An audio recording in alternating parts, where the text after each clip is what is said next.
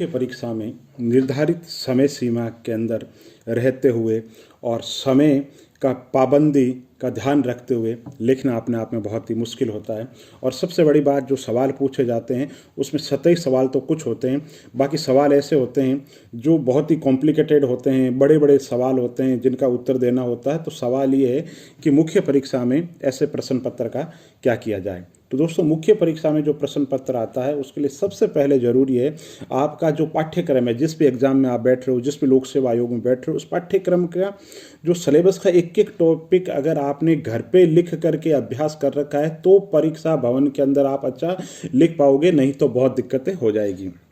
जैसे मानसून है, भारत की कृषि से संबंधित पूछ ले कि भारत की कृषि का पिछड़ापन, तो आपके दिमाग में बिना कोई सोचे ही होना चाहिए भारत में जो कृषि है जलवायु पर निर्भर है, वर्षा की अनियमितता है, अनिश्चितता है, अपर्याप्तता है, सिंचाई सुविधाओं का अभाव है, पेयजल की समस्या है, मरुस्थलीकरण की समस्या है ना। ऐसे एक एक पॉइंट कृषि के अंदर पिछड़ापन है, तौर तरीके पुराने हैं, मतलब 15-20 पॉइंट आपके पास में लगातार होना चाहिए। जैसे उद्योग की बात करें तो उद्योग में भी मतलब आज़ादी से मिली विरासत, इंफ्रास्ट्रक्चर की कमी, कच्चे माल की समस्या, निर्यात में विभिन्न समस्याएं, है ना, लेबर की समस्या, औद्योगिक रुग्णता, मतलब पॉइंट आपके पास में नॉन स्टॉप होना चाहिए। तो ताकि कारण क्या है भाई, परीक्षक कुछ भी पूछ ले, सवाल कितना भी जटिल पूछ ले, लेकिन ये मान करके चलिए 40% जो भाग ऐसा होता है जो आप घर से लिख करके जाओगे वही आपको लिखने को मिलेगा मिनिमम। बाकी तो 70 से 80% वो होता है जो आप घर से जाते हो। लेकिन मान के चले नेगेटिव से नेगेटिव भी हैं, तो आपने जो घर से तैयार कर रखा है उसमें बहुत ज़्यादा उससे मदद मिलती है। तो आपने अगर घर पे पाठ्यक्रम का एक एक पॉइंट लिख रखा है तो आपके लिए बहुत ज़्यादा आसानी हो जाएगी।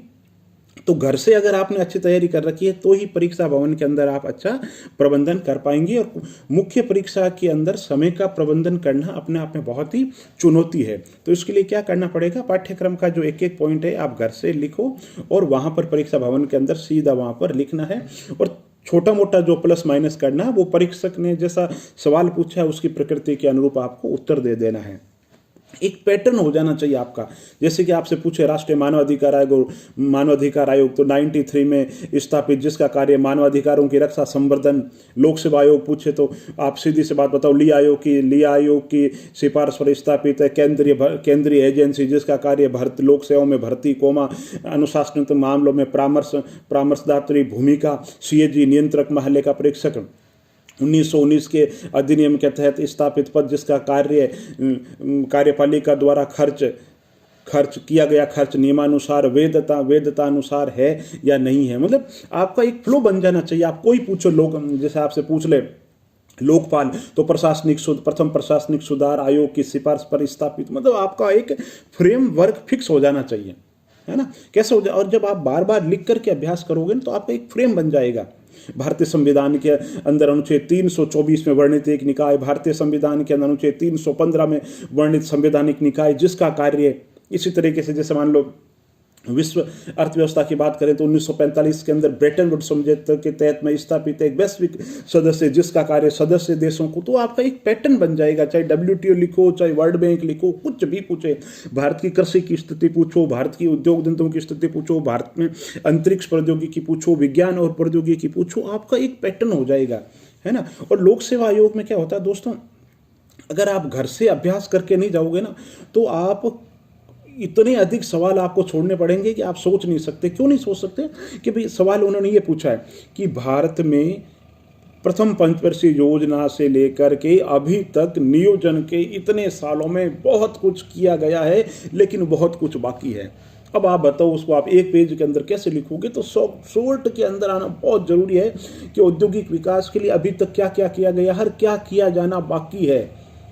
तो ये स्थिति जब आप घर पे मानसिक अभ्यास से आप जब सोल्व करोगे ना तभी ये चीज होगी आपके लिए, है ना। चाहे लोक प्रशासन का विषय हो कोई, या दर्शन शास्त्र का कोई टॉपिक हो। अब जैसे नीति शास्त्र है, नीति शास्त्र की लोक प्रशासन में भूमिका पूछ ली या सिविल सेवाओं में भूमिका पूछ ली, तो इतना ज्यादा पढ़ते हो उसको संक्षेप के अंदर लिखना, है ना। और एक पेज के अंदर लिखना, टू द पॉइंट लिखना, सारगर्भिता के साथ में लिखना, सिलसिलेवार लिखना, तो ये कला है, ये ऐसे नहीं आएगी। अगर आप किसी भी रूप में छोटी मोटी भी लापरवाही कर रहे हो तो उसकी कीमत बहुत ज़्यादा चुकानी पड़ सकती है। तो चाहे आप राजस्थान प्रशासनिक सेवा में बैठ रहे हो, चाहे उत्तर प्रदेश प्रशासनिक सेवा में बैठ रहे हो, किसी भी लोक सेवा आयोग में बैठ रहे हो, आपका जो पाठ्यक्रम है उसका एक एक पॉइंट आप इस तरह पुस्तकों से तैयार करो, समय समय पर उसका रिविजन करो और समय समय पर उन नोट्स को अपडेट करते रहो। समसामयिक मुद्दों से हर टॉपिक को जोड़ने की जरूर कोशिश करें। चाहे कृषि हो तो कृषि नीति की बात कर दे, उद्योग हो तो उद्योग की बात कर दे, व्यापार से संबंधित उत्तर दे रहे हो तो व्यापार की बात कर दो, बैंक से है तो बैंक की कोई रिपोर्ट की बात कर दो, स्वास्थ्य है तो स्वास्थ्य इंडेक्स की बात कर दो, मानव विकास सूचकांक की बात कर दो। किसी की कोई भी टॉपिक हो उसको समसामयिक मुद्दे से जोड़ने की कोशिश जरूर करो। और वो ऑन द स्पॉट एग्जाम के अंदर नहीं होगा, घर से ही आप तय करके जाओगे कि भाई व्यापार से संबंधित पूछेगा तो मैं लिखूंगा वैश्विक प्रतिस्पर्धा सूचकांक के अंदर हम ये हैं, यहाँ पहुंच गए। व्यापार के संबंधित पूछेंगे तो डूइंग इजी बिजनेस के अंतर्गत हमारी रैंक ये हो गई। तो आप फिक्स जितनी भी रिपोर्ट है उनकी एक एक लाइन आपके पाठ्यक्रम के अंदर जो लग रहे उससे संबंधित कोई समसामयिक कोई भी जानकारी आपको मिल रही तो घर से पहले से तैयार कर लीजिए।